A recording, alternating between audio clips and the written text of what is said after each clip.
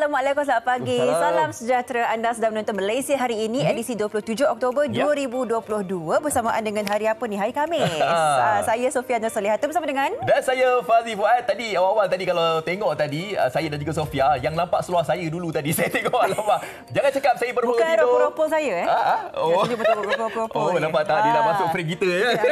Apa kita share. Hari ini kita membawakan fashion lain sikit lah. Ya, betul. Walaupun hari ini bersama dengan saya dan juga Sofia, hari ini kita nak bawakan banyaklah topik-topik, tapi walaupun kita nak bawa anda untuk anda tengok Malaysia Hari Ini pada hari ini. Sebab apa? Sebab hari ini kita nak bawakan beberapa topik lah. Antaranya kita nak bercakap tentang ni, adalah segelintir daripada ibu bapa kita yang kata orang macam resah sikit lah disebabkan silibus matematik yang katanya anak saya kalau tengok silibus matematik ni, anak saya memang tak boleh buat dah. Bukan setakat anak saya sendiri pun, masa saya darjah 1, darjah 2 tak ada pun macam ni. Tapi kita kena ingat jugalah, sekarang ni dah berapa puluh tahun pula kita dah tinggalkan zaman kita belajar dulu kan. Betul. Dan kalau anda boleh lihat sebenarnya, anda lihatlah anak kita sendiri. Bezanya kita dengan mereka sekarang ni kan, kita usia 7 tahun, takat mana pemahaman kita tentang dunia. Sekarang ni anak kita dah berbeza. Siapa kata kita bukakan minda kita, kita bukan nak condemn sesiapa, kita bukan ingin mempersoalkan apa-apa pun, kita bukan nak memberikan satu reality check kepada kita semua sebagai ibu bapa. Mungkin kita sendiri kena bersedia untuk memperhebatkan lagi persiapan kita di rumah untuk mempersiapkan anak-anak kita supaya lebih cekap dan bijak dan boleh terbuka untuk pelajari matematik yang dikatakan lebih sukar pada ketika ini. Ramai yang cakap dia tak seiring dengan umur. Tetapi kita nak tengok tentang pemahaman matematik bukan sekadar 1 tambah 1 je. Bukan sekadar kita nak hafal sifir ke apa, tapi untuk kita mengaplikasikan dalam dunia robotik. Kan, macam-macam lagi lah yang kita akan lihat perubahan kerjaya kita satu hari nanti untuk anak-anak kita. Ya, betul lah. Sekarang ni kan teknologi pun dah berubah. Jadi kita nak sistem pendidikan dalam negara kita ni bergerak seiring lah dengan peredaran zaman. Dan kalau kita perhatikan juga untuk kanak-kanak sekarang ini, mereka sekarang ini lebih bijak berbanding dengan kanak-kanak tahun 70-an, 80-an, 90-an. Bayi-bayi kita lah sebenarnya. Kalau kita lihat kanak-kanak yang berusia contoh 7, 8, 9 tahun sekarang ini, mereka dah pun menggunakan gadget. Dalam masa sama juga kalau mereka buka YouTube dan sebagainya, mereka tahu nak buka apa dan sebagainya kan. Jadi kalau kita nak berikan pendekatan itu kepada matematik pula, apa salahnya kan. Jadi mereka bijak dalam kedua-dua bidang ini. Kita boleh katakan tadi Sofia kata tak nak 1 tambah 1 2 macam tu kan. Sekarang ini 1 tu mewakili petak kan, 1 tu mewakili petak, petak tambah petak jadi apa? Nombor apa? Dan 2 petak berapa sudut lah tepi tu. Kan. Tapi itu contohlah. Tapi kita tak boleh nak mengharapkan guru-guru saja kat sekolah. Pendekatan ataupun penekanan diberikan juga kepada ibu bapa di rumah. Tak apalah, kita nak bercakap tentang perkara ini sebentar lagi bersama dengan tetamu kita, iaitu pensyarah kanan Pusat Kajian Kepelbagaian Pendidikan di UKM sebentar lagi. Tapi untuk waktu ini kita nak lihat di meja medsos sekarang ini, kita perhatikan cuaca dulu. Kita nak cuaca sekarang macam mana. Okey, keadaan cuaca di sekitar KL, kita lihat KL macam mana. Ini sekitar Johor lah. Ni sekitar KL lah. Kita lihat pagi ni di Petaling Jaya, Alostar, Kota Baru. Petaling Jaya dulu lah. Pada pukul 9.20 sampai pukul 10.20. Cantik. Cerah. Okey, mana Sofia tengok. Petaling Jaya sama. Okey. Di Kuala Lumpur pula sebelah sana tadi pagi ini pun cerah juga. Saya rasa di bahagian pertengahan semenanjung ni agak cerah. Tapi di Kangar, Labuan, Kota Kinabalu, mana lagi? Di Kota Baru mana lagi? Susah betul nak suara ni. Okey, ada beberapa kawasan yang menunjukkan takat hujan lah pagi ini. Di anda ke mana pun, pastikan anda mengetahui perkembangan cuaca. Sebab mana kita tahu ini memang cuaca hujan. Monsun pun dah ada sekarang ni. Jadi ini antara langkah yang boleh kita lakukan untuk lebih berjaga-jaga. Sebab semalam pun kita melihat 2 tragedi di mana alhamdulillah salah satunya terselamatlah mangsa-mangsa hempasan helikopter. Tapi kita nak tengok dulu yang ini di Gua Tempurung Gopeng. Di Gua Tempurung Gopeng Perak. Apabila saya terbaca berita ini, saya dapat macam teringat pelajar-pelajar pemain bola sepak di Thailand kan, yang terperangkap dalam gua dan sebagainya. Tapi alhamdulillah keadaan di Gua Tempurung difahamkan kru-kru penggambaran ini selamat. Okey, dan semalam juga ada berlaku lagi satu cerita, iaitu yang ni yang cerita tadi berkenaan dengan Gua Tempurung. Yang ni Gua Tempurung, dan juga ini dia nahas helikopter dekat Tanah Rata. Semua 6 penumpang juruterbang ditemui selamat semalam juga peristiwa ini berlaku. Ya, dan kita akan terus memperincikan apakah yang berlaku sebenarnya. Kita terus bersama dengan PKPJB Azmi Osman, Pengarah Jabatan Bomba dan Penyelamat Malaysia Negeri Perak. Assalamualaikum tuan. Waalaikumsalam warahmatullahi wabarakatuh dan selamat pagi kepada semua masyarakat Malaysia. Selamat pagi Tuan. Terima kasih Tuan meluangkan masa. Mungkin Tuan sedikit sebanyak nak memperincikan apa yang berlaku dalam dua tragedi ini. Mungkin kita mulakan dulu dengan insiden yang berlaku di Gua Tempurung. Mungkin sedikit sebanyak prosesnya dan bagaimana keadaan mangsa-mangsa bila dijumpai Tuan. Kongsikan. Okey, insiden yang berlaku pada 26 dan 10 itu semalam yang mana kita telefon 5 panggilan pada pukul 4 petang. So, kita telah pun bergegas ke tempat kejadian yang terdiri daripada 21 orang anggota pasukan khas kita bagi memberikan bantuan. Maklumat awal yang kita dapati bahawa terdapat 30 orang mangsa yang telah terperangkap dalam Gua Tempurung dan berdasarkan persearching kita apabila kita sampai ke tempat kejadian, sebenarnya bukannya di dalam Gua Tempurung seperti ini yang mana yang berlaku di Thailand, tetapi sebenarnya di kawasan belakang Gua Tempurung di mana mereka tidak dapat melintasi jalan keluar disebabkan laluan berkenaan telah pun dinaiki air. So, tindakan kita adalah dengan menjalankan kerja-kerja menyelamatkan diorang, mengeluarkan diorang kawasan berkenaan. Tetapi air pada ketika itu orang kata telah pun mengalami kesurutan ekoran daripada hujan yang lebat telah pun berhenti. Dan kita telah pun mengeluarkan 10 orang mangsa dan bakinya telah pun dikeluarkan oleh pihak ataupun rakan-rakannya. Sebenarnya 30 orang ni bukannya adalah masyarakat yang membuatkan aktiviti rekreasi di situ, tetapi adalah satu kru yang membuat penggambaran filem di kawasan belakang Gua Tempurung berkenaan. So far, alhamdulillah, operasi kita ditamatkan pada pukul 6.53 petang dan kesemua mangsa-mangsa berkenaan dalam keadaan selamat, tidak mengalami sebarang kecederaan dan juga tidak mengalami kesejukan dan sebagainya. Alhamdulillah. Okey, mungkin Tuan boleh kongsikan satu lagi peristiwa yang mendebarkan juga di mana ada tragedi helikopter terhempas di Cameron Highlands. Alhamdulillah semuanya selamat. Mungkin Tuan boleh kongsikan tentang perkara itu, update terkininya. Okey, bagi kes kemalangan yang melibatkan hempasnya sebuah helikopter, yang mana kita telah menerima panggilan pada jam 2.06 atau bagi negeri Perak, tetapi bagi negeri Pahang iaitu Kemahalan sendiri menerima panggilan pada 1.43 dan sudah pastinya bagi Balai Bomba dan Penyelamat Kemahalan telah pun bertindak dulu untuk sampai ke lokasi kejadian. Dan apabila kita mendapat panggilan seorang anggota daripada Perak seramai lebih kurang 20 orang, iaitu dari pasukan khas kita Storm dan Mastim telah pun bergegas ke tempat kejadian dan terus serta bersama ialah pasukan daripada Pahang atau Kemahalan 10 orang. Dan apabila kita sampai ke tempat kejadian setelah kita membuat penilaian situasi dan juga kita telah mendapat let long kawasan yang terhempas, kita telah membuat spot searching yang mana kita telah mendaki atau naik ke kawasan yang terhempas yang sebenarnya tidaklah orang kata terlalu jauh, lebih kurang dalam 500-600 meter daripada pusat kawalan hadapan kita saja. So, walaupun kita mengalami jalan yang sukar disebabkan oleh kecuraman, licin akibat hujan, tetapi apabila kita sampai ke kawasan berkenaan, so kita telah pun membuat tindakan penyelamatan yang mana kita telah pun membuat perpindahan ataupun mengeluarkan mangsa-mangsa berkenaan. Dan dalam operasi berkenaan juga di peringkat awal kita telah membawa seorang doktor daripada Kemahalan bagi membantu kita, iaitu bagi membuat rawatan awal sekiranya mangsa berkenaan berada dalam keadaan yang tidak sempurna. Tetapi alhamdulillah apabila sampai kita dapati hanya terdapat 6 orang mangsa, iaitu 3 orang telah pun mengalami kecederaan yang tidak boleh berjalan dan 3 lagi dalam keadaan yang stabil boleh berjalan, yang mana 5 adalah kaki tangan daripada KKM dan seorang adalah pilot. So, kita ketinggian helikopter tersebut terhempas lebih kurang 1,500 daripada aras laut. Dan kita telah pun mengeluarkan mangsa secara keseluruhannya pada jam lebih kurang 9 malam, betul silap saya, kita telah mengeluarkan mangsa-mangsa berkenaan dan operasi telah ditamatkan.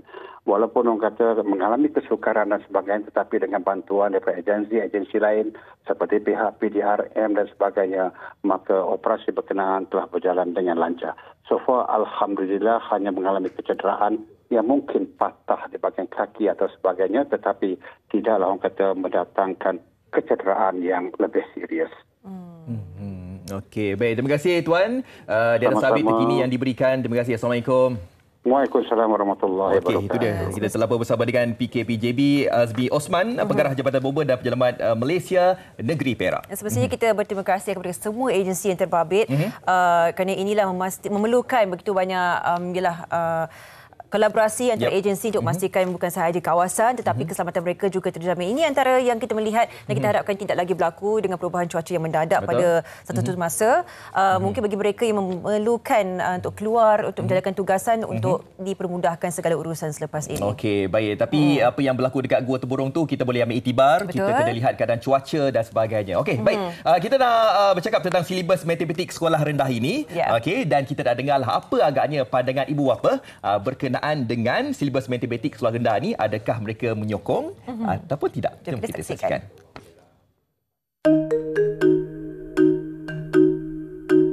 Silibus matematik sekolah rendah yang dikatakan sukar hangat diperkatakan baru-baru ini. Pelbagai perkongsian di media sosial memperlihatkan soalan dan kandungan subjek matematik sekolah rendah dikatakan agak sukar untuk difahami. Ada juga pihak yang cuba mengambil kesempatan dengan mempolitikkan isu ini. Walau bagaimanapun, menurut Menteri Pendidikan Datuk Dr. Razi Jidin, silibus yang digunakan di sekolah rendah ini bukanlah baru dibangunkan oleh Kementerian Pendidikan Malaysia KPM. Sebaliknya sudah mula digunakan sejak 2017 dan digubal lebih awal daripada itu. Bagaimana pandangan ibu bapa mengenai perkara ini? Memang susah pun. Rasanya budak darjah 1 punya soalan pun memang macam bila dia orang tanya pun saya sendiri buka Google nak tengok jawapan. Betul belum budak darjah 6 lagi. Kalau darjah 6 lagi tak tahulah nak jawab. Saya rasa tak cukup masa untuk kanak-kanak belajar maths dengan tak cukup mendalami subjek itulah. So diorang macam rushing sangat nak habis syllabus and benda tu susah juga. So I don't think there's enough time for them to practice and belajar betul-betul lah untuk maths. Nak katakan so, I think depend pada student tu macam mana. Tapi so far anak-anak akak okey, dia boleh terima. Walaupun in the beginner tu mungkin bagi dia orang confused, tapi bila kita keep on repeat yang sama, alhamdulillah dia orang okey. Selain tu parents pun kena ikut jugalah ajar decide teacher. Kita dekat rumah pun kita akan buat revision untuk dia orang lah. So yang tu akan tolong dia orang, insyaAllah lah. Saya rasa terlalu sukarlah untuk budak kecil kan. Soalan dia lebih kepada apa? Macam dia kata kibat kan. So rasa tak berapa sesuai lah untuk budak-budak kecil. Pada pandangan saya sekarang ni sederhana lah, sesuai lah bagi dia sekarang. So not that difficult or not that easy also is in the middle. Yeah. Okay. So as a parent, so we need to spend more time right to teaching him right. For all to guide and teaching him lah for all this. Tak susah lah, memang okey. Rasanya dia orang boleh lah sebab boleh cope up. Dia mengikut silibus yang ada sekarang sebab dia orang prasekolah pun dah mula awal kan. So mereka dah tahu nombor dan rasanya standard tu for saya tu okey buat masa ni. Dalam keadaan negara yang sedang pesat membangun dan perlu mengikut perubahan teknologi yang cepat, pendidikan memainkan peranan yang penting untuk seiring dengan perkembangan. Namun, adakah silibus yang diajar ini relevan untuk anak-anak zaman kini atau masih lebih selesa berada di takuk yang lama? Baik, kita baru saja dengarkan pendapat ibu bapa. Ada yang bersetuju, yang kata okey, ada yang kata terlampau susah, ada yang katakan terlampau banyak masa diperuntukkan untuk maths sahaja. Kalau bagi saya rasa setiap manusia ni ada kemampuan sendiri. Agak subjektif perkara ini. Mungkin cadangan saya adalah untuk memfleksibelkan tahap pembelajaran itu. Mungkin dulu ada yang mungkin lebih maju, mungkin boleh ajar yang lebih complicated lah. Yang senang tu mungkin kita mudahkan sedikit. Awak bagaimana? Saya menyokong sebenarnya silibus ini dipertingkatkan dalam sistem pendidikan dalam negara kita. Sebab kalau kita lihat, kita tak boleh meletakkan 100% guru sahaja yang mengajarnya. Contoh kalau misalnya kata ada anak-anak tu nak cerita pasal matematik kan, balik kat rumah, ibu bapa tak tahu nak jawab macam mana. Dia je tak besok pergi sekolah tanyalah cikgu. Jadi itu antara yang mungkinlah ibu bapa segelintir daripada ibu bapa yang mungkin tidak bersetuju tentang perkara itu. Tapi apapun, kita nakkan pandangan anda juga. Anda boleh tulis di Facebook, adakah anda bersetuju tentang silibus matematik untuk peredaran zaman sekarang ini. Jadi untuk waktu ini kita nak bersama dengan salah seorang daripada tetamu kita nak bercakap tentang silibus matematik sekolah rendah ini, adakah ianya relevan ataupun tidak. Kita bersama dengan Dr. Anwar Ahmad, Pensyarah Kanan Pusat Kajian Kepelbagaian Pendidikan, Fakulti Pendidikan di Universiti Kebangsaan Malaysia UKM. Assalamualaikum Doktor, selamat pagi. Salam Fazli, Sofia. Doktor, terima kasih meluangkan masa. Doktor, kongsikan sedikit apakah pandangan doktor. Ramai yang mengatakan sukar, ramai yang mengatakan tak boleh nak catch up dengan pembelajaran matematik masa kini. Pandangan doktor bagaimana? Baik, terima kasih. Yang pertama sekali, saya gembira sebenarnya bila masyarakat bercakap soal pendidikan ni kan, supaya kita tahu bahawa masyarakat mengambil berat tentang pendidikan anak-anak mereka. Itu perkara yang sangat baik sebenarnya dari segi perkembangan pendidikan negara. Kalau kita lihat di negara maju, memang ibu bapa akan selalu bercakap tentang pendidikan anak-anak. Jadi kita dah dapat dah dia punya water vibe tu. Itu satu perkara yang baik. Baik, berkaitan dengan isu silibus ni, sebenarnya ada dua isu, Sofia dan Fazli. Yang pertama, isu silibus berat ataupun tinggi, silibus tinggi.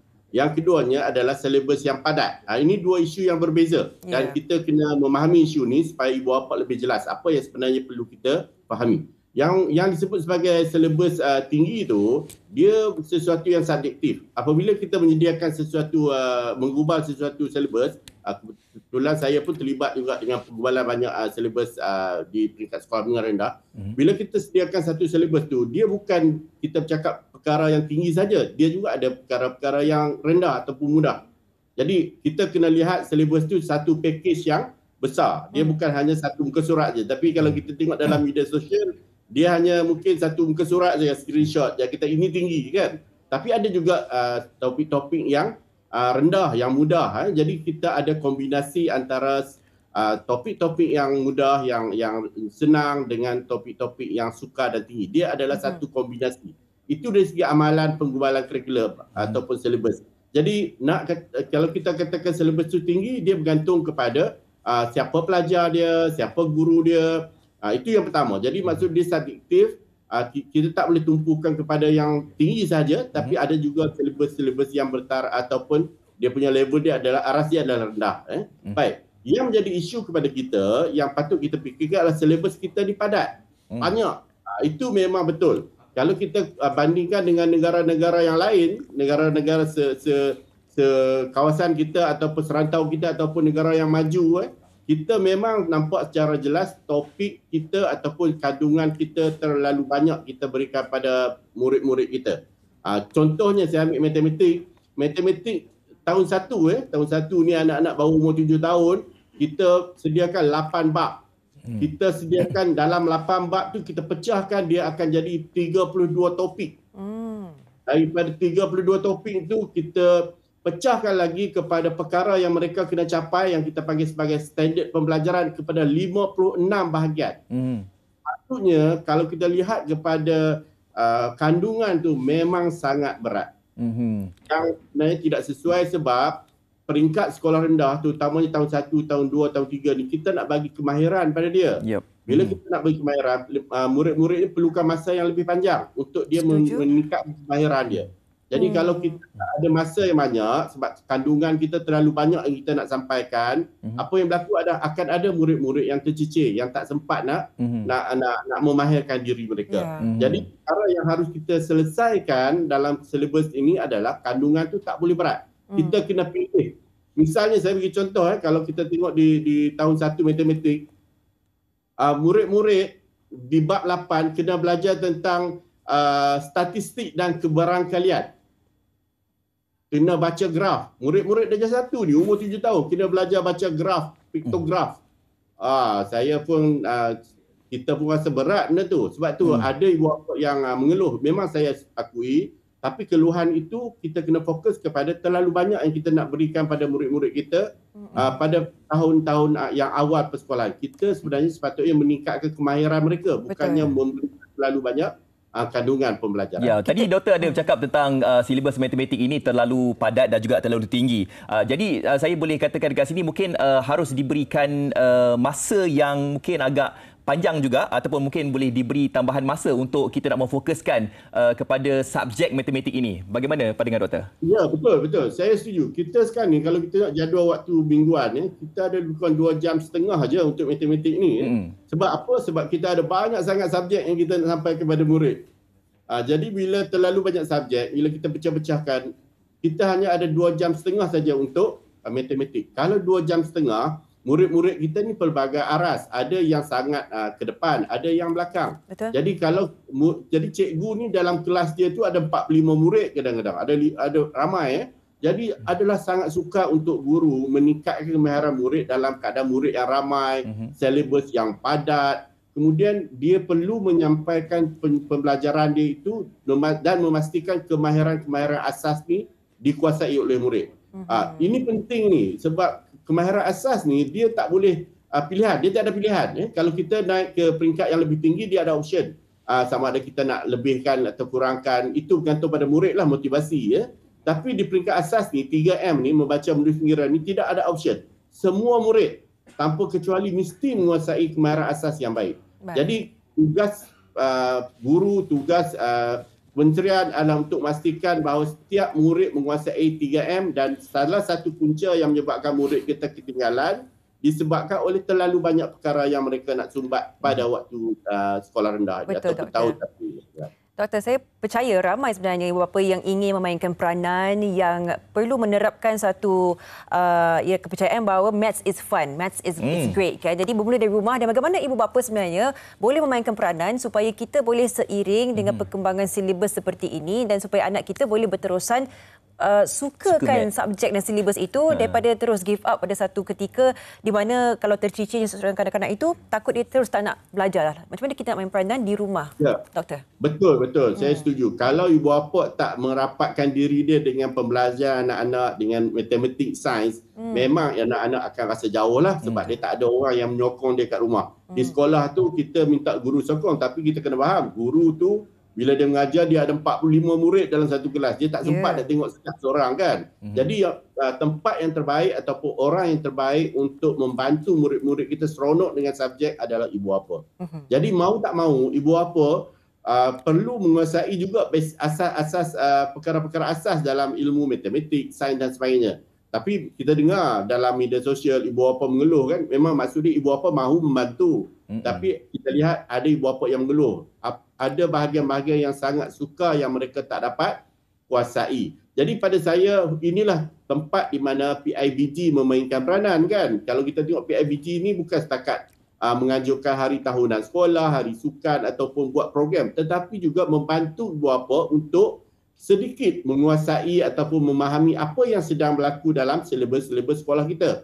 Sebab itu saya rasa peranan PIBG lah yang akan memberi sedikit kebaikan kepada ibu bapa. Kita tak boleh nak harapkan sekolah. Betul, saya setuju. Kalau sekolah kita, ibu bapa serah semua pada sekolah, dengan keadaan murid kita yang ramai, silibus yang berat, cikgu kena kejar sukatan supaya habis akhir tahun, kita akan dapati ramai murid-murid kita akan rasa tak seronok untuk ke sekolah. Jadi saya harap dalam dunia baru pendidikan ni, kalau kita lihat di negara maju, PIBG mereka sangat aktif, sangat terlibat dengan sekolah. Ibu bapa datang ke sekolah tu dulu, zaman saya sekolah dulu, ibu bapa bila dipanggil ke sekolah, takut ibu bapa tidur malam tak boleh. Tak lena dia, esok kena pergi sekolah kan, jumpa guru. Tapi hari ni hubungan tu kita kena rapatkan. Apa datang ke sekolah bukan sebab anak dia buat salah, tetapi bagaimana dia nak bantu anak dia di rumah. Jadi ibu bapa dan guru-guru boleh duduk bincang dan itu akan meningkatkan lagi hubungan antara sekolah dengan ibu bapa. Yang untungnya adalah anak-anak kita. Betul. Jadi semua pihak harus berganding bahu, bukan saja guru-guru, ibu bapa, malahan kuasa PIBG itu juga penting dalam nak memajukan pemikiran anak tentang matematik. Okey, kita nak bercakap tentang mungkinlah perubahan-perubahan yang dibuat oleh sistem pendidikan dalam Malaysia ini mengikut kepada peredaran zaman sekarang, mengikut teknologi sekarang. Jadi kita tak nak macam ke belakang lah, kita kena bergerak seiring dengan teknologi. Dan ada segelintir daripada pandangan masyarakat mengatakan bahawa pelajar-pelajar sekarang ini tak macam pelajar-pelajar dulu. Pelajar 90-an, 80-an, dia punya idea pemikiran lebih advance. Jadi apa pandangan doktor tentang perkara ini pula? Baik, kita ada dua keadaan. Satu, bila kita sebut kita menyediakan pendidikan untuk peringkat kerajaan menyediakan pendidikan percuma ataupun pendidikan awam ni, public education ni, dia mesti memberikan yang terbaik untuk semua murid-murid. Maksudnya, apakah perkara yang paling asas yang mesti disampaikan kepada murid? Itu tugas kerajaan untuk menyediakan pendidikan yang dianggap sebagai public education. Tetapi ada perkara-perkara yang menjadi pilihan pada ibu bapa. Misalnya ibu bapa nak anak dia belajar muzik, anak dia belajar tarian, anak dia belajar komputer dan sebagainya. Itu pilihan. Jadi peranan pendidikan yang besar ataupun yang mass ini adalah untuk memastikan semua anak-anak menguasai 3M di peringkat sekolah rendah. Itu sahaja. Kalau kita tambah terlalu banyak dalam kurikulum, tak semua murid-murid mahu semua perkara. Setiap murid ada kepelbagaian dia. Fadli mungkin minat lain, Sofia mungkin minat lain, saya mungkin minat lain kan. Jadi itu adalah pilihan. Tetapi apakah perkara yang kita tiga mesti kuasai? 3M. Yep. Jadi bahasa Melayu, bahasa Inggeris itu wajib dikuasai untuk kebaikan depan. Mencari titik penyelesaian untuk semua itu adalah satu cabaran yang besar. Saya percaya kalau kita semua bergabung tenaga kan doktor, kita boleh mencapai sesuatu yang lebih bagus dan lebih kondusif lagi untuk perkembangan anak kita dan jaga masa panjang. Kita ucapkan terima kasih kepada doktor sudi meluangkan masa dan memberikan kita ialah satu pemahaman ya, untuk kita buka mata sebagai ibu bapa ni pun kena main peranan juga. Kita jumpa dengan cikgu, kita usulkan bagaimana untuk memperbaiki silibus pembelajaran kita. Terima kasih. Kita ucapkan kepada Dr. Anwar Ahmad, pensyarah kanan Pusat Kajian Kepelbagaian Pendidikan Fakulti Pendidikan UKM. Ya, apapun kita kena terima pembaharuan dalam sistem pendidikan dalam negara kita ini. Kita tidak boleh berada di takut yang lama sebab kalau kita tidak berguna sekarang tertinggal. Kalau kita lihat negara-negara jiran kita, sistem pendidikan mereka dah hebat dah, dah tinggi dah, dan tidak mustahil sebenarnya kita boleh mengejar mereka dan kita boleh kehadapan berbanding dengan negara-negara lain. Baik, kita hentikan tentang perdebatan tentang betul. Panggil saya Cikgu Fazli boleh lah. Rasa macam teringin nak jadi cikgu lah. Teringin nak cikgu. Teringin nak ajar kanak-kanak. Kanak-kanak budak-budak. Awak cikgu bahasa Sekolah Tadika. Okey, kita berhenti berehat dan lepas ni ini kepada anda semua yang nak mengumpul pahala ni, kita dah bercakap tentang peluang infak dan berwakaf kepada pembangunan kompleks Mahat Darul Faizin di Melaka. Segalanya di Malaysia hari ini selepas ini.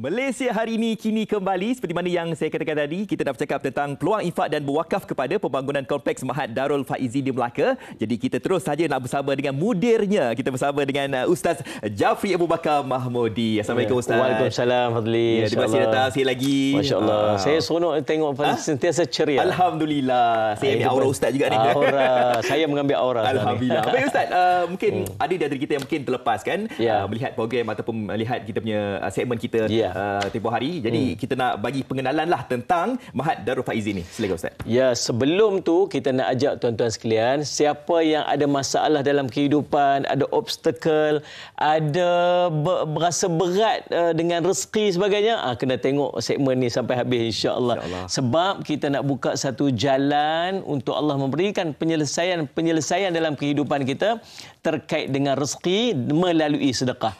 Kita membangunkan Mahat Darul Faizin ataupun kumpulan pendidikan Darul Faizin semenjak daripada tahun 2011 dahulu dengan tertubuhnya Madrasah Mahmudiyah. Kemudian kita bangunkan Kompleks Islam Darul Faizin di Bandar Baru Kedah yang menempatkan pengajian seawal anak usia 7 tahun. Kemudian ada tahfiz secara intensif. Kemudian kita ada warga emas yang keseluruhannya semenjak 2015 yang lalu belajar secara percuma. Kita menyediakan pengajian percuma keseluruhannya sehingga anak-anak kita yang pergi melanjutkan pelajaran yang kita susun di Turki dan di Yaman juga turut kita sediakan. Allah SWT peruntukkan untuk menyambung pengajian mereka di sana.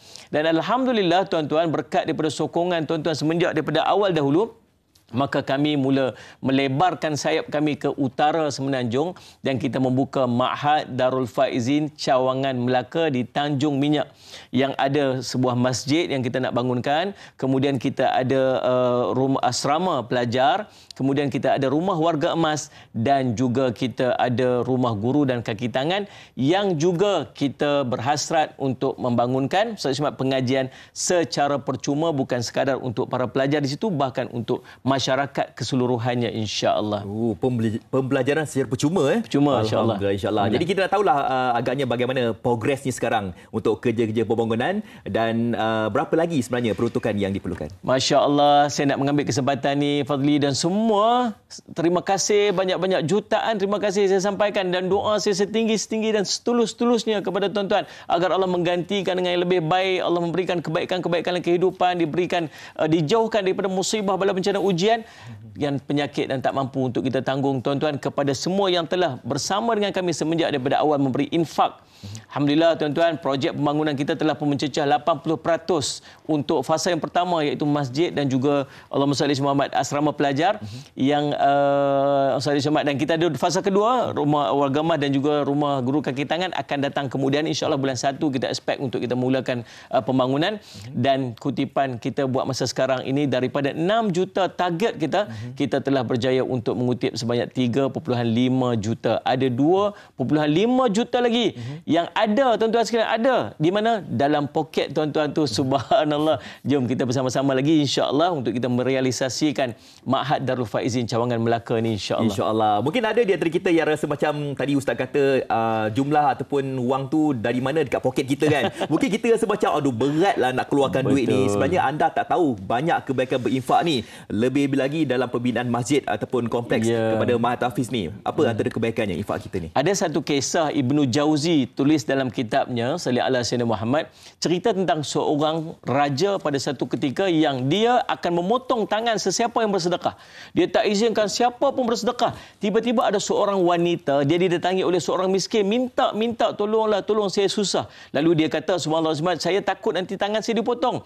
Tapi dia kata, ingat Allah bersama dengan kamu. Lalu dia memberikan sedekah tersebut dan sampai ke pengetahuan si raja. Si raja akhirnya mengarahkan pengawal-pengawal dia untuk pergi mencari perempuan tersebut dan menjatuhkan hukuman memotong tangan, kedua-dua tangannya. Satu hari raja ingin berkahwin. Dia suruh maknya untuk cari wanita untuk dikahwini, dan maknya kata ada seorang wanita yang sangat cantik, tapi satu je kelemahan dia, dua-dua tangannya telah terpotong. Lalu tuan-tuan, akhirnya berlaku pernikahan tersebut. Dia rela menerima walaupun tidak ada tangan, tetapi subhanallah, demi kecantikan dan kebaikan wanita tersebut akhirnya dikahwini dan dia dilahirkan seorang zuriat. Namun fitnah melanda yang akhirnya menyebabkan dia menghalau perempuan tersebut, dan perempuan tersebut pun membawa dirinya, dan akhirnya tuan-tuan, anak yang dikandungnya terjatuh ke dalam sungai. Tiba-tiba datang dua orang lelaki. Dia kata, mahu tak kami selamatkan anak kamu? Dia kata, nak sangat. Lalu dia ambil anak tu, keluarkan daripada sungai tersebut. Mahu tak kami berikan kembali tangan kamu itu yang kudung itu? Dia kata, nak. Lalu tumbuh balik tangan tu berkat daripada doa dua orang tersebut. Lalu ditanya, siapakah kamu berdua? Kami berdua ialah dua buku roti yang dulu kamu sedekahkan kepada orang miskin satu ketika dahulu. Tuan-tuan, dalam kehidupan kita berhadapan dengan banyak obstakel, banyak halangan, banyak macam-macam keadaan tekanan yang kita hadapi dalam kehidupan kita, dan kadang-kadang penyelesaiannya tuan-tuan ada di sisi kita yang namanya sedekah. Sedekah bukan tunggu banyak. Sedekah, sallallahu alaihi Muhammad, walaupun sedikit tetapi nilainya sangat besar di sisi Allah SWT. Apatah lagi yang nak kita bangunkan ini ialah madrasah. Kita nak bangunkan, tuan-tuan, yang Nabi SAW sebut 3 perkara yang takkan terputus bila mati seorang anak Adam. Sedekah jariah, ilmu yang bermanfaat, dan doa anak yang soleh. Ini mudah-mudahan kita akan mendapat kelebihan ini daripada tuan-tuan bersedekah kepada pembangunan Ma'had Darul Faizin Cawangan Melaka ini, insya-Allah. Banyak ganjarannya, Ustaz. Ya, betul. Ustaz, terakhir ni apa pesanan Ustaz kepada penonton? Silakan. Nombor 1, tuan-tuan, kita berada pada waktu pagi, waktu yang didoakan malaikat. Orang yang bersedekah pagi ni, ada malaikat yang doa, ya Allah, engkau gantikan lebih baik. Yang kedua, malaikat kedua kata apa? Ya Allah, engkau musnahkanlah harta orang yang kedekut itu. Yang keduanya, tuan-tuan sekalian, kita berada pada Khamis nak masuk Jumaat. Ni waktu paling baik, tuan-tuan. Tuan-tuan yang bersedekah, insya-Allah, yang infak 100 ke atas, kami akan hadiahkan buku-buku kepada tuan-tuan. Tuan-tuan, nanti ada nombor telefon, tuan-tuan message maklumat tuan-tuan kepada nombor tersebut, kita akan postkan buku kepada tuan-tuan, buku yang kami susun, insya-Allah. Yang bawah RM100 kami hadiahkan e-book kepada tuan-tuan, insya-Allah. Bukan sahaja menjadi manfaat kepada kami dan manfaat kepada kita semua, insya-Allah. Insya-Allah. Jadi semoga segala urusan itu dipermudahkan nanti. Ya, amin. Dan jangan lupa untuk anda infakkan wang anda itu. Baik, terima kasih sekali lagi. Sama-sama Kepada Ustaz Jafri Abu Bakar Mahmudi, Mudir Kompleks Islam Darul Faizin. Terima kasih, Ustaz. Sama-sama. Assalamualaikum. Okey, kita hanya berhenti berehat seketika. Anda jangan ke mana-mana.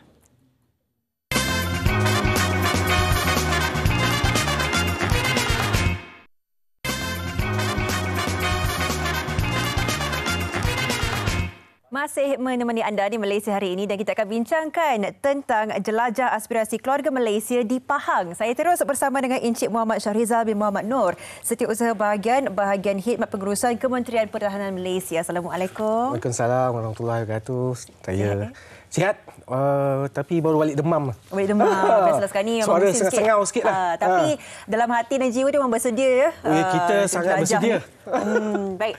Tuan boleh kongsikan bersama kita lah, kali ini apa yang boleh kita lihat istimewanya di Pahang, khususnya bagi rakyat Malaysia di sana untuk bersiap sedialah untuk bersama jelajah aspirasi keluarga Malaysia ini. Silakan. So, bismillahirrahmanirrahim.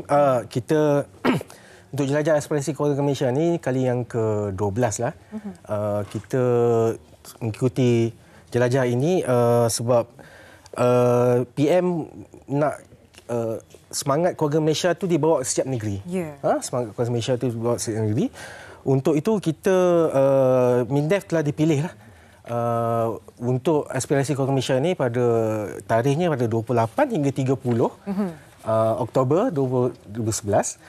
Dan kita ada 2 lokasi yang kita buat jelajah ni, iaitu di Sultan Ahmad Shah Convention Center, kita panggil SASIC, dan juga di Perkarangan Stadium Darul Makmur.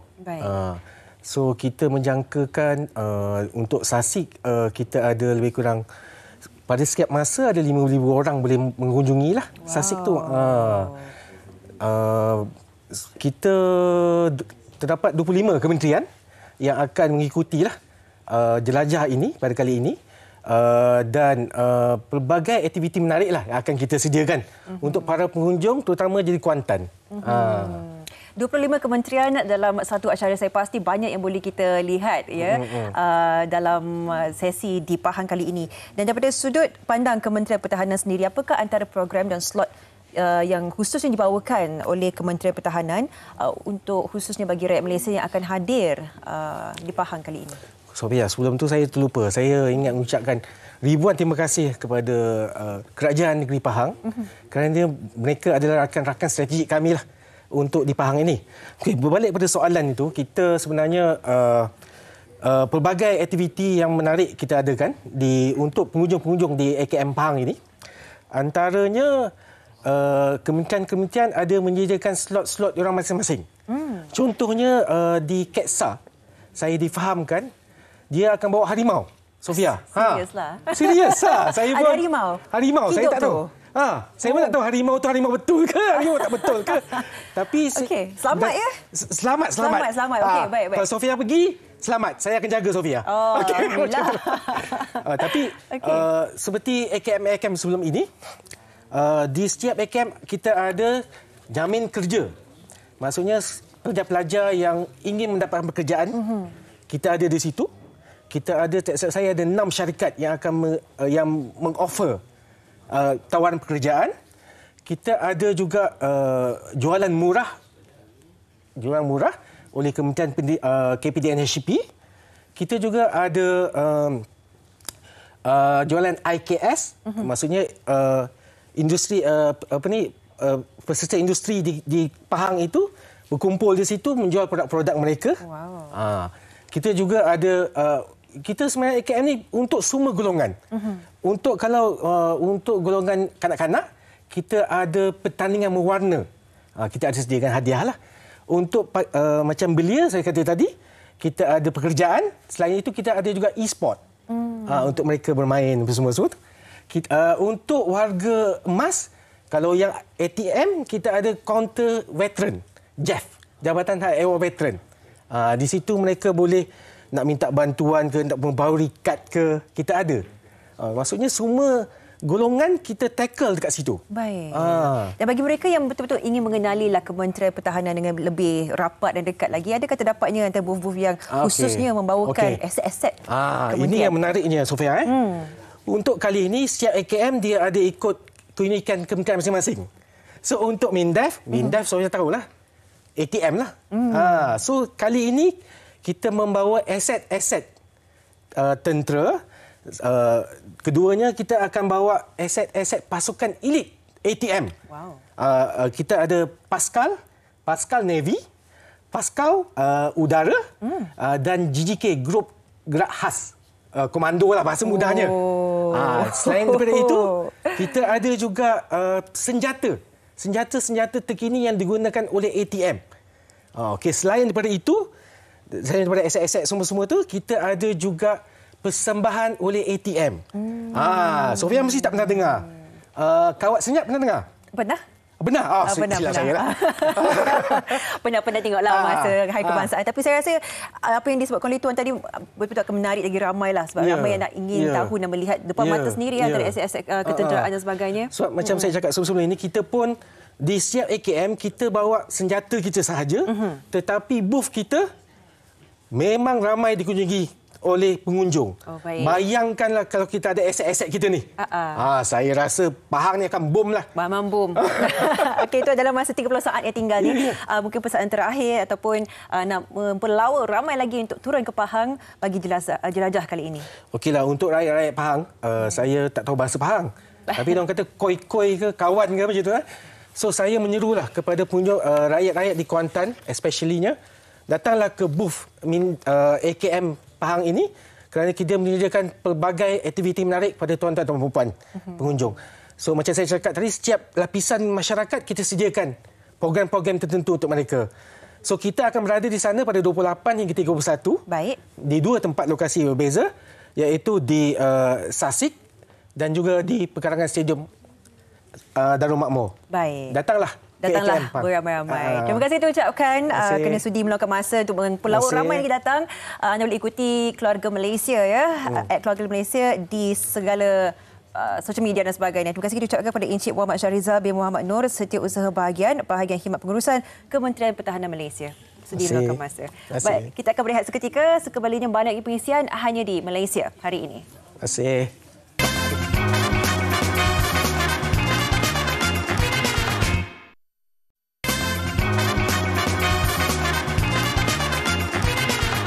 Malaysia hari ini kini kembali. Okey, kalau tadi kita dah pun bercakap tentang wakaf pembinaan di Melaka, tapi yang mungkin terlepas, ini ada satu lagi. Sebenarnya kita dah bercakap tentang peluang berwakaf pembinaan Surau Al-Mukarrabin di Alam Suria, Puncak Alam. Okey, terus saja kita nak bersama dengan Duta Pembinaan Surau Al-Mukarrabin. Kita terus saja bersama dengan Ustaz Datuk Muhammad Zawawi Yusof.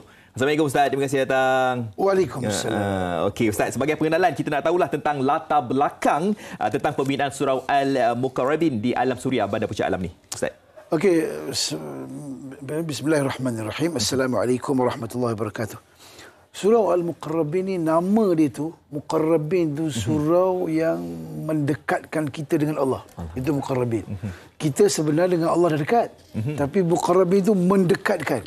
Yang keduanya, surau ni dia punya masyarakat di alam impian, alam suria ni mujahadah kuat. Mereka dah membina dah 6 tahun. 6 tahun dan setakat ni pembinaannya dah kumpul dana 1.7 million. Jadi mereka memerlukan lagi lebih kurang 800,000 lagi. Jadi mereka di 6 tahun derma. Jadi rupanya dia perlukan satu lonjakan.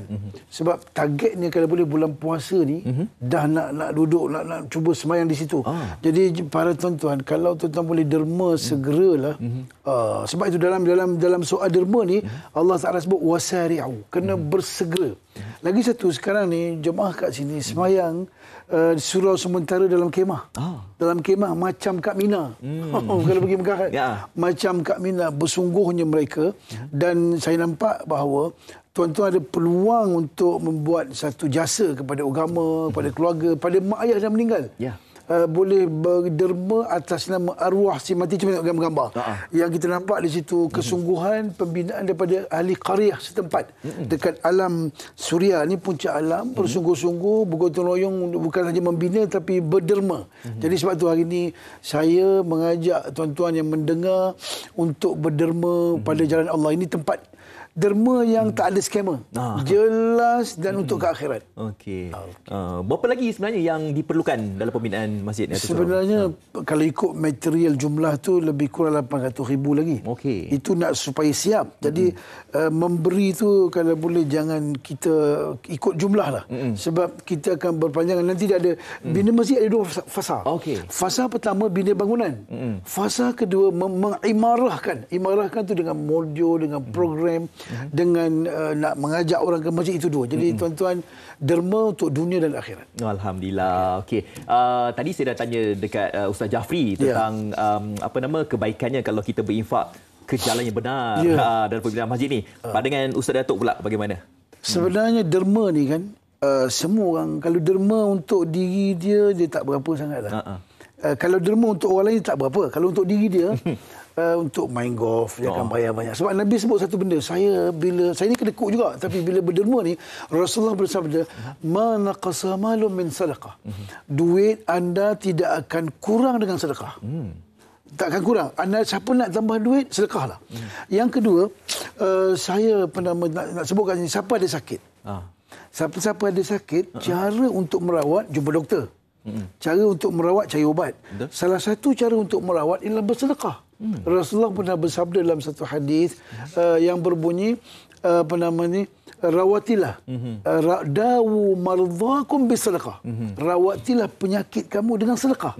Ada cerita Hasan Al-Basri. Hasan Al-Basri ada seorang tu sakit lutut. Sakit lutut yang amat sangat, tak boleh jalan. Kemudian dia kata baca hadis Nabi, dawu sadaqatikum, rawatilah mardhakum bisedekah. Maka dia pun ambil duit bagi kat Hasan Basri buat satu gali telaga. Dia buat telaga dengan niat untuk bersedekah, dan wallah kata Hasan Basri orang tu sembuh. Alhamdulillah. Jadi Nabi cakap tak pernah salah. Yang keduanya, minta maaflah, kita ada mak ada ayah. Kalau nak tolong ibu ayah kita biasa buat kenduri kan.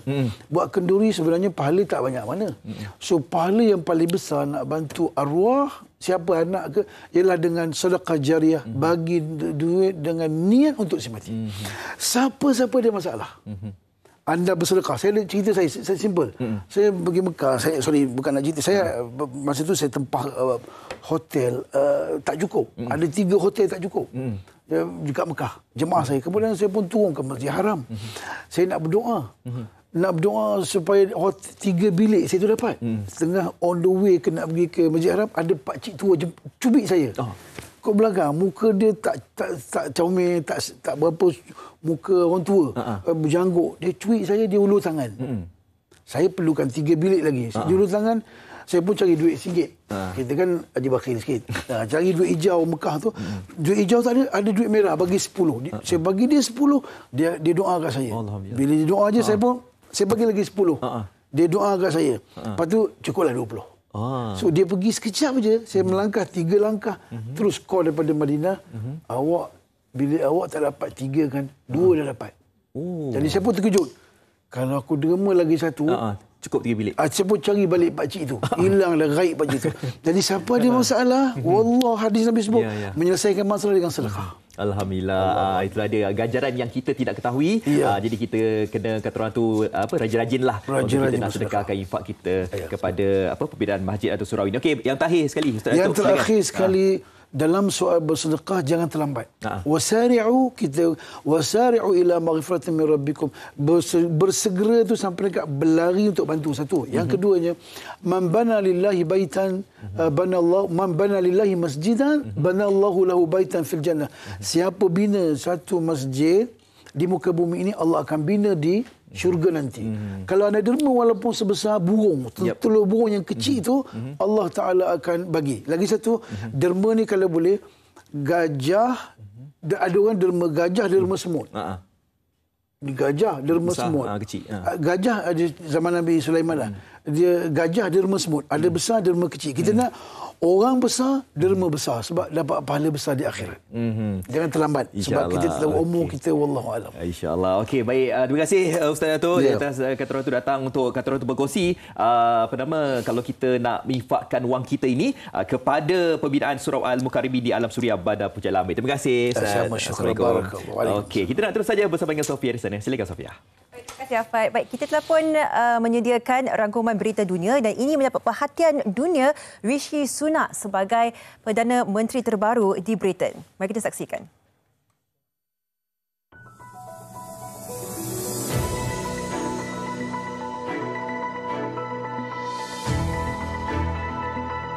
Rishi Sunak dilantik secara rasmi sebagai Perdana Menteri baharu Britain kemarin selepas menghadap Raja Charles III di Istana Buckingham. Sunak menempa sejarah sebagai Perdana Menteri bukan kulit putih pertama di Britain dan pemimpin termuda menerajui pentadbiran negara itu dalam tempoh lebih 200 tahun. Berusia 42 tahun dan berasal dari Southampton, Sunak memimpin Parti Konservatif selepas memenangi persaingan merebut tampuk parti itu. Anak sulung daripada 3 beradik, beliau juga adalah seorang daripada ahli politik terkaya di Westminster. Sunak melanjutkan pengajian di Universiti Oxford dalam bidang politik, falsafah dan ekonomi sebelum menyambung pengajian di Universiti Stanford, Amerika Syarikat. Beliau berkahwin dengan Akshata Murthy, seorang anak jutawan India dan mereka dikurniakan 2 anak perempuan. Rishi Sunak bakal berdepan dengan tugas yang mencabar untuk menerajui Britain bagi mengharungi krisis ekonomi dan politik negara itu.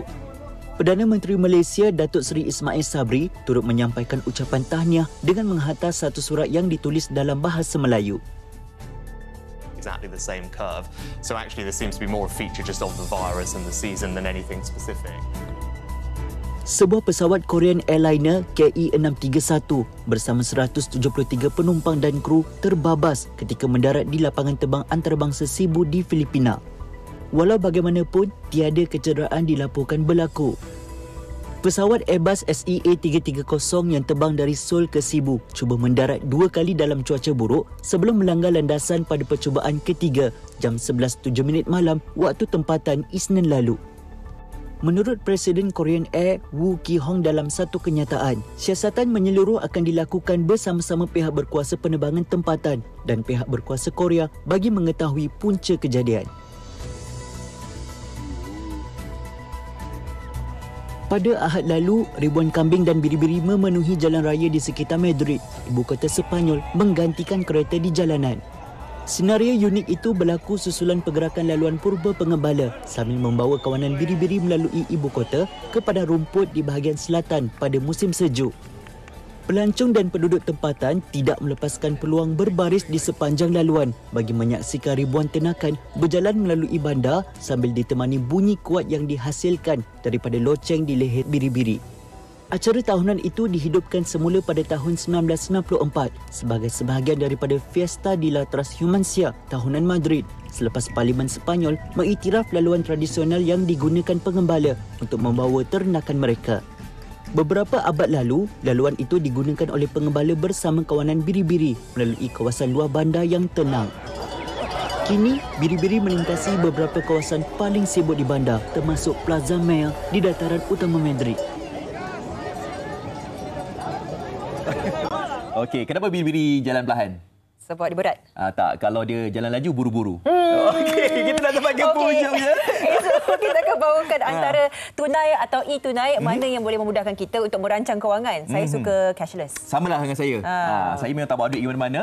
Jadi anda jangan rompak saya ya. Sebab kita ada kawalan diri. Dulu cashless. Okey, kita akan jumpa pada esok. Terima kasih bersama kita sampai ke penghujung rancangan. Betul. Jumpa lagi nanti. Assalamualaikum. Bye.